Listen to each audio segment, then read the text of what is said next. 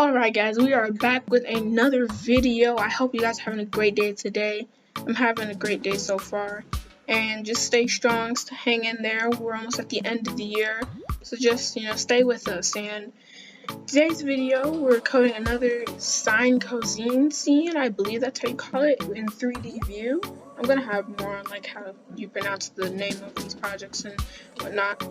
But we're coding another Sine Cosine scene. As I said in the previous video, obviously the biggest things are frame count, rotation. But the reason why this one's different from the last one, obviously, is we have our new I and J positions. Before we just had everything as all J's. This time we have I's and basically affect the different ways that they move across as they are going in their loops and things of that nature. And you guys also want to keep in mind, just keep your pops on there, the pop parentheses, semicolon, I believe they call it. You guys want to keep that there as well. And then, you have your renderer, and the renderer I'm using is WebGL. I believe that's what they call it. And that's in all caps. It'll be there when you type it in.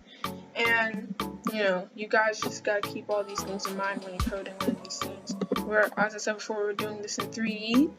And I guess that's all for today's video. Make sure you guys like and subscribe. We are having big stuff coming to the channel over the next couple of days. Eventually we're gonna start coding games, so be ready for that as well. And see you guys in the next video.